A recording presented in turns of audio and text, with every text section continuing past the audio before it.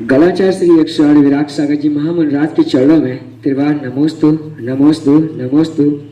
इसी के साथ सभी महानुभावों व जनसंतवाणी चैनल के दर्शकों को सादर जजनैन।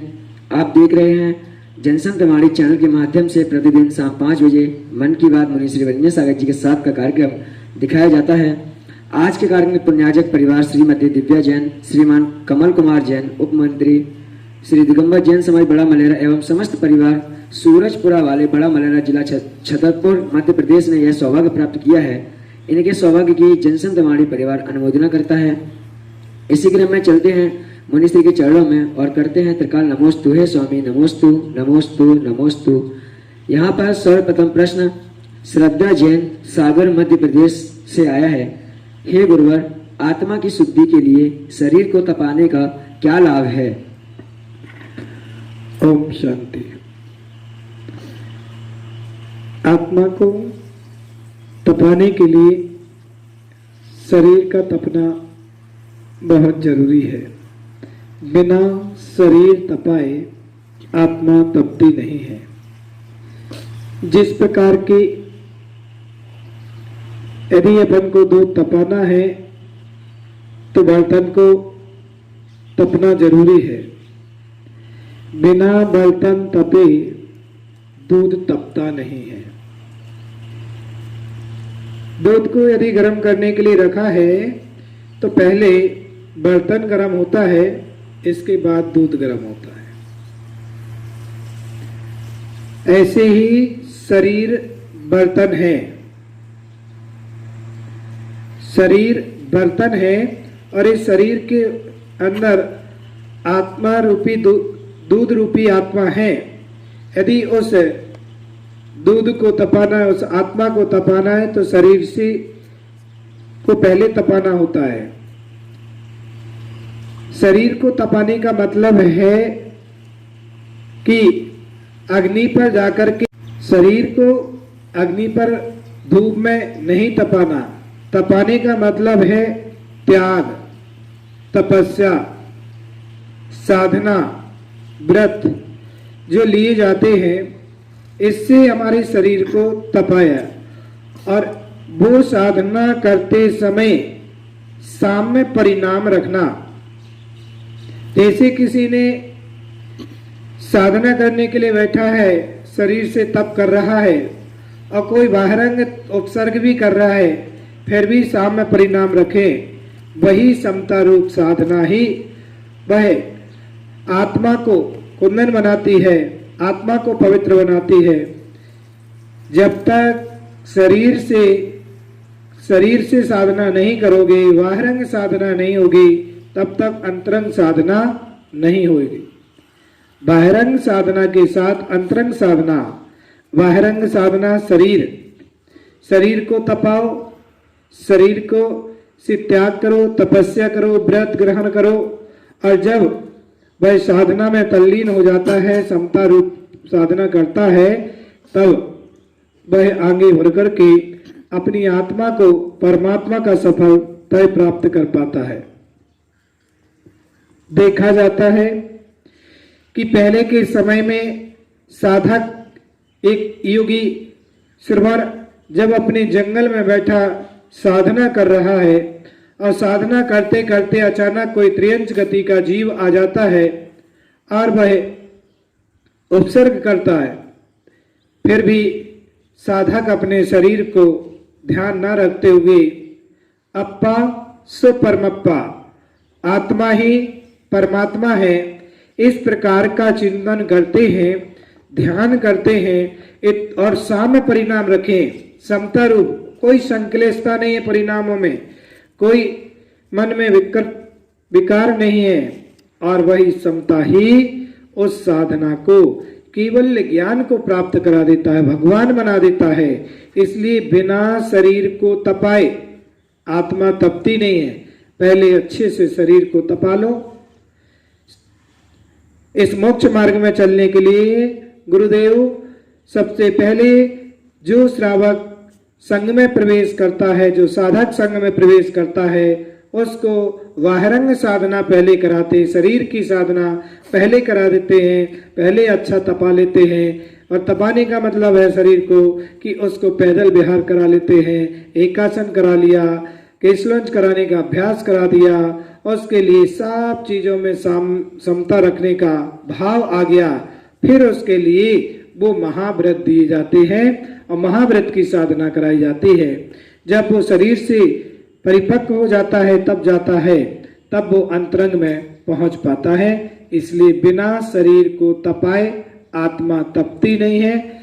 आत्मा को तपाने के लिए शरीर को तपाना बहुत जरूरी है। इसके बाद यहाँ पर विमल जैन गोला जिला ललितपुर उत्तर प्रदेश से अपना प्रश्न पूछ रहे हैं, जैन दर्शन में पर्यावरण की क्या महत्वता है? जैन दर्शन में दो प्रकार के जीव हैं, सांसारिक जीव और मुक्त जीव। और सांसारिक जीव और मुक्त जीव दो प्रकार के जीव हैं, जिसमें मुक्त जीव उनको कहते हैं जो संसार से 8 कर्मों को नष्ट करके मुक्त हो गए। सांसारी जीव के भी दो भेद कर दिए हैं, एक त्रस और एक स्थावर। और त्रस और स्थावर में जो 2 इंद्री से लेकर के 5 इंद्री तक के जो जीव हैं वो सब त्रस जीव हैं, और जो 1 इंद्री जीव हैं वो स्थावर जीव है। 1 इंद्री में वनस्पति का एक, वायु का एक, अग्नि का एक, वायु का एक, अग्नि का एक, वनस्पति का एक, जल का एक। तो वनस्पति का एक इंद्री जीव है, और 1 इंद्री जीव वनस्पति का एक है, उसमें वो भी एक जीव है, और उसमें भी जीव है। तो जब वनस्पति को अपन तोड़ते हैं या वनस्पति का अपन पत्ते आदि तोड़ते हैं तो अनर्थ दंड व्रत में एक व्रत आता है, अनर्थ दंड व्रत है, और इसमें अपन को दोष लगता है, पाप लगता है। इसलिए कभी वनस्पति का एक जीव की प्रार्थना नहीं करना चाहिए।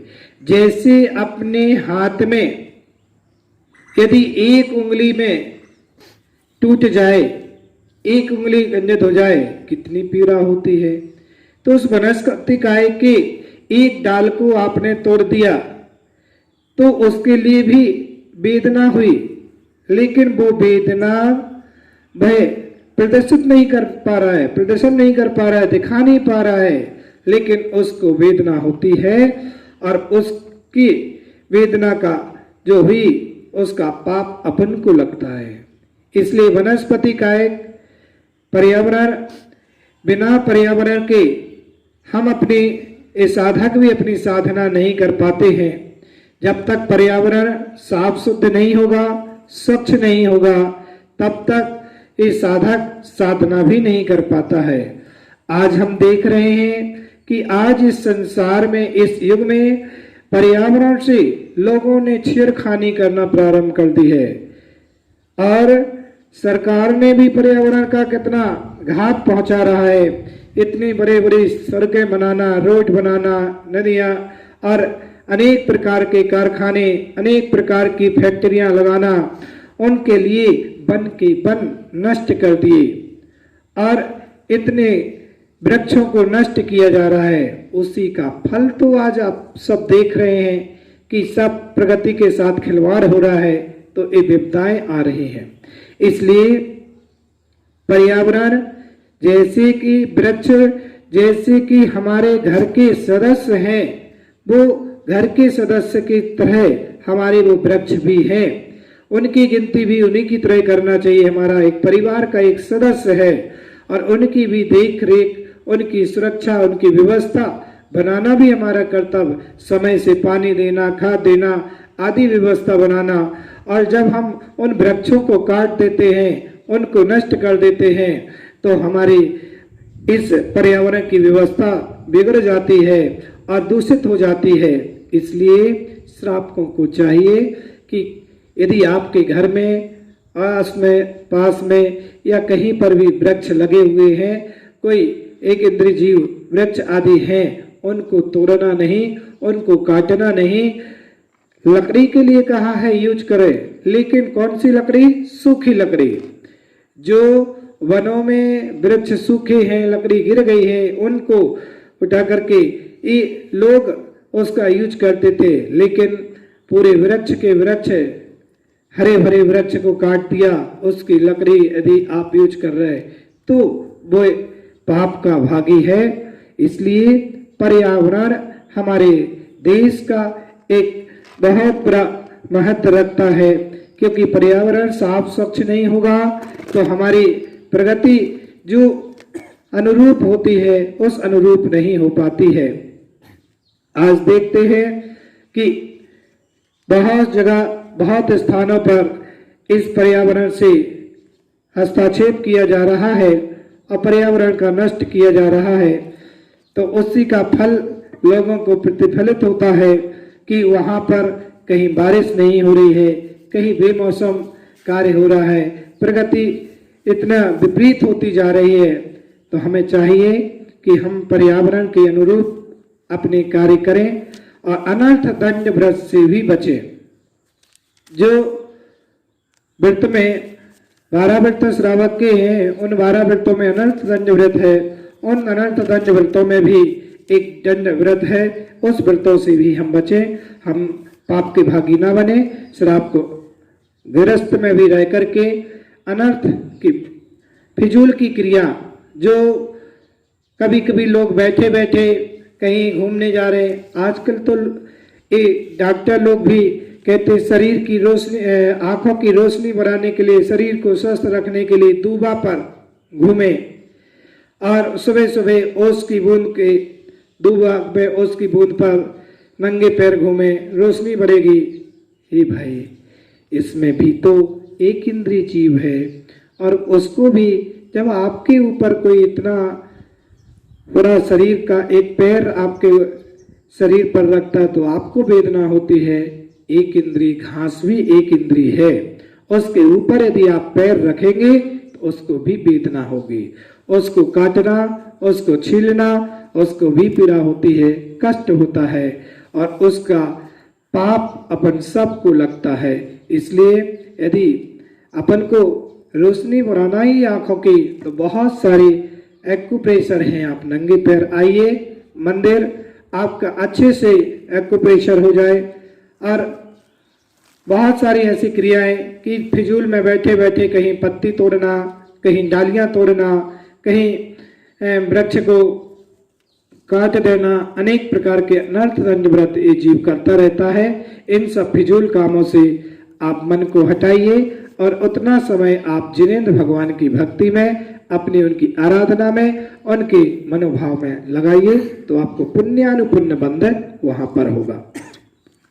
इसके बाद यहाँ पर कुमारी पीहू जैन गाजियाबाद उत्तर प्रदेश से अपना प्रश्न पूछ रहे हैं, श्राप व वरदान क्यों दिया जाता है? ना शराब दिया जाता है और ना वरदान दिया जाता है। ये शराब देना, वरदान देना, ये क्रोध की प्रवृत्ति है, कसाई की प्रवृत्ति है। जब किसी जीव को क्रोध आता है, कोई साधक को क्रोध आता है, कोई बाबा को क्रोध आता है, तो वो कहता मैं शराब दे दूंगा। लेकिन जैन दर्शन ये कहता है किसी के शराब देने से किसी का कुछ नहीं बिगड़ता। यदि कर्म सिद्धांत आपने पढ़ा है, कर्म सिद्धांत को जाना है, तो हर व्यक्ति का अपना अपना पुण्य, अपना अपना पाप सामने प्रकट होता है। आपका पुण्य बंद अच्छा तीव्र है तो किसी के शराब देने से किसी का कुछ बिगड़ने वाला नहीं है, किसी के वरदान से किसी को कुछ मिलने वाला नहीं है। जब भाग्य में नहीं है तो किसी को कुछ नहीं मिलता है, और जब भाग्य में होता है तो वरदान कुछ भी दे देते हैं तो मिल जाता है। तो ये शराब है, किसी को दे दिया कि जा तेरा नाश हो जाए, तेरा विनाश हो जाए, तो उसके शराब देने से किसी का विनाश नहीं होता है। इसलिए किसी की शराब किसी को नहीं लगती। तुम्हारा पाप कर्म का उदय होगा तो जरूर वह शराब लगती है। कि अपना असाता कर्म उदय है तो स्वयं अपना कर्म उदय में आया है, और स्वयं कर्म उदय में जीव का आया है तो सामने प्रकट हो रहा है। यदि पुण्य कर्म है तो उसका कुछ भी नहीं बिगड़ने वाला है। इसलिए जो कसाई की पुष्टि जिसकी नहीं होती है उसको क्रोध आता है, क्रोध आता है तो क्रोध में आकर के वो कुछ का कुछ भी बोल देता है और वहां पर श्राप दे देता है। तो ये उन्हीं लोगों का काम है जिनके लिए सम्यक्त रूप का ज्ञान नहीं है, और जिनको सम्यक्त ज्ञान ना होने के कारण वो ऐसे अपशब्दों का उपयोग कर देते हैं। और जिनको सम्यक्त ज्ञान है तो वो तो यही विचार करते हैं कि मेरा साता कर्मोदय है इसलिए इस व्यक्ति ने मेरे ऊपर ऐसा कर दिया, तो साम्य भाव रखते हैं।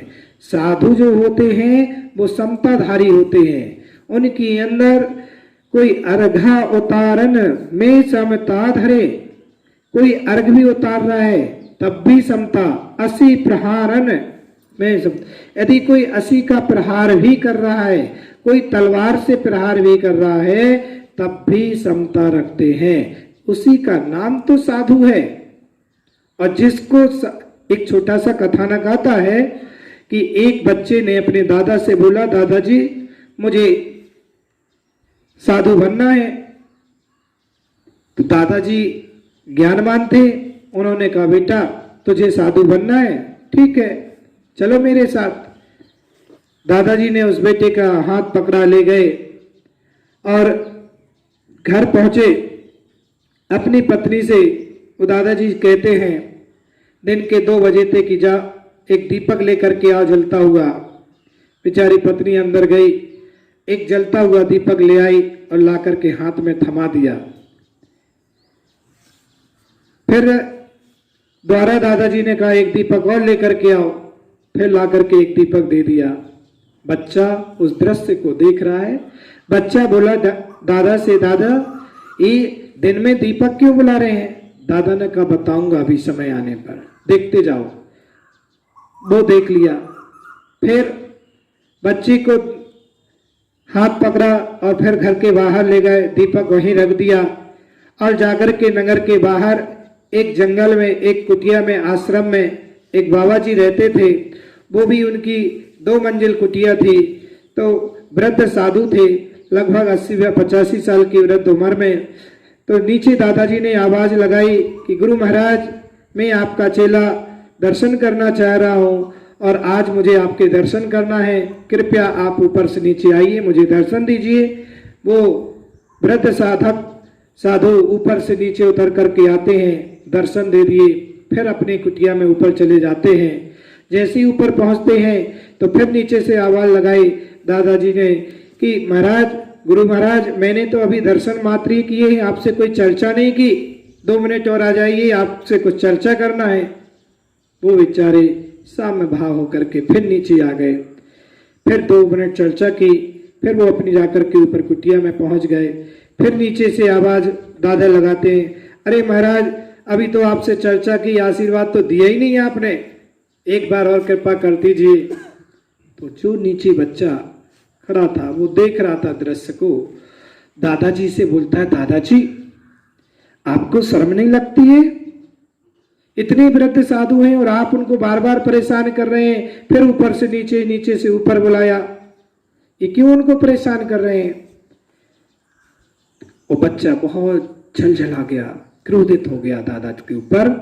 तब दादाजी ने कहा बेटा तुमको साधु बनना है ना, तो मैंने साधु मार्ग भी बता दिया और गृहस्थ मार्ग भी बता दिया। गृहस्थ मार्ग जब आपको घर ले गया था, मैंने पत्नी से कहा कि दीपक लेकर के आओ, और जलता हुआ दीपक दिन के 2 बजे, तो उसने ये नहीं पूछा क्यों चाहिए, काय के लिए चाहिए, किस लिए चाहिए, कोई तर्क वितर्क नहीं किया, ला करके चुपचाप आप मेरे हाथ में वो दीपक दे दिया। यदि ऐसी धर्म पत्नी मिल जाए तो तू गृहस्थी निभा लेना, गृहस्थी बसा लेना, मुक्त गृहस्थी मार्ग पर चल जाना। और यदि तुम्हें साधु मार्ग पर चलना है तो जैसे साधु की समता तुम्हारे अंदर आ जाए तो साधु बन जाना। कि मैंने 1 बार नहीं, 2 बार नहीं, 3 बार उनको ऊपर से नीचे किया, तब भी उन्होंने चिड़चिड़ापन नहीं किया, क्रोधपन नहीं किया, और समता से वो नीचे आ गए। ऐसी अंदर समता आ जाए तो साधु तो वो है कि इतने विकट स्थिति में भी उन्होंने शराब नहीं दिया, उन्होंने उनके लिए अपशब्दों का उपयोग नहीं किया, उनके लिए मुस्कुरा करके हंस करके आशीर्वाद दिया है। ये साधु है। तो जो साधु होता है वो कभी शराब नहीं देता है, और जो को कसाय क्रोध आती है और वो उस क्रोध में आकर के शराब आदि दे देता है, और कोई वरदान आदि भी नहीं देता है। ना कोई वरदान देते हैं कि जाओ तुम्हारे यहाँ ऐसा हो जाएगा, तुम्हारे यहाँ वैसा। साधु तो सिर्फ आशीर्वाद देते हैं, वो भी आशीर्वाद में 3 भेद कर दिए हैं। कोई नास्तिक व्यक्ति आता है, वो नमोस्तु करता है, मुनिराज को साधु को नमस्कार कर रहा है, तो उसके लिए बोलते हैं सम्यक्त की प्राप्ति हो, आशीर्वाद। कोई वृद्ध लोग आते हैं दर्शन करने, नमोस्तु, तो उनके बोलते समाधि रस्तु, तुम्हारी समाधि हो। और कोई पापी व्यक्ति आता है तो उसके लिए आशीर्वाद देते हैं धर्म वृद्धि रस्तु, तुम्हारे अंदर धर्म की, इसके अलावा कोई वरदान ये नहीं देते कि जाओ तुम्हारे लिए इसके मुनाफा हो, ये वरदान मिले, तुम्हें इतना संपत्ति मिल जाए, इस प्रकार का वरदान आदि नहीं देते। तो जो सच्चे साधु हैं ना वो वरदान देते हैं ना श्राप देते हैं। ये साधुओं का काम नहीं है, ना वरदान देना ना श्राप देना। इसके बाद यहाँ पर अंतिम प्रश्न ऋतु जैन, बड़ा मलेरा, मध्य प्रदेश से आया है। मुनिश्री, मेरी जिज्ञासा यह है कि क्या व्यवहार में सम्यक दर्शन पालना जैनत्व की पहचान है? हम व्यवहार में सम्यक दर्शन कैसे पालन करें? सत्य है कि व्यवहारिकता में सम्यक दर्शन की पहचान बाहर से बाहरंग से की जा सकती है, लेकिन सम्यक दर्शन अंतरंग का विषय है, अपने अंतरंग का विषय है, बाहरंग का विषय नहीं है। लेकिन बाहर औपचारिक रूप से देखने में आता है कि वो देव शास्त्र गुरु पे सच्ची श्रद्धान किए हुए है, मंदिर जा रहा है, गुरुओं की सेवा, वो भी निर्ग्रंथ गुरुओं की सेवा कर रहा है, जिनवाणी का पठन पाठन कर रहा है, तो ये व्यवहारिकता में लगता है कि ये सम्यक दर्शन का पालन कर रहा है। अब अंतरंग में क्या चल रहा है वो उसका अंतरंग का विषय है, और वो उसकी अंतरंग का विषय है। इसलिए अपन व्यवहार से अपन सम्यक का पालन करें कि बाहर जो देवी देवता आदि हैं, जो अन्य मत हैं, उनको नहीं पूजना, अष्टद्रव्य से पूजन आदि नहीं करना, और देव शास्त्र गुरु को सम्यक रूप से पूजना, वही सम्यक है, वही आप सम्यक दर्शन की पहचान है। सम्यक दृष्टि जीव और मिथ्या दृष्टि जीव के अंदर इतना सा ही फर्क होता है, पहचान होती है। सम्यक दृष्टि को जैसे पता चलता है कि आज अपने नगर में कोई मुनिराज आए हैं, तो वो अपने स्थान से खड़े होकर के हाथ जोड़ता है, अहो भाग्य पुण्योदय, मेरे नगर में साधु आए हैं, वहीं से नमोस्तु करता है, समय निकाल करके वो दर्शन करने जाता है। और मिथ्या दृष्टि के सामने कोई कहे कि भैया गुरु महाराज आए हैं, चलो दर्शन, कहाँ कहाँ तक जाएं दर्शन करने, ये तो रोज ही महाराज आते रहते हैं, कौन कौन की दर्शन करें, किस किस के दर्शन करें, मेरे पास समय नहीं है। ये मिथ्या दृष्टि की पहचान है। मिथ्या दृष्टि जीव के हाथ नहीं जुड़ते हैं, उसके सम्यक भाव नहीं आते, और जिसके अंदर व्यवहार पहचान है व्यवहारिकता की, अब अंतरंग में उसके अंदर की परिणाम की स्वयं की वो जाने, लेकिन बाहर से देख करके अपन पहचान कर लिया करते हैं। इसी प्रकार आप सभी भक्तों ने विगत दिनों की तरह रोज आप देख रहे हैं मन की बात को, और अपने अपने प्रश्नों का समाधान यहाँ पर कर रहे हैं। आप ऐसे ही जन संतवाणी से जुड़े रहें और देखते रहें, जन संतवाणी को अपने प्रश्न भेजते रहें और अपना मन का समाधान जरूर प्राप्त कर सकते हैं। सभी भक्तों के लिए मेरा बहुत बहुत मंगल आशीर्वाद है। ओम शांति, सर्वे शांति।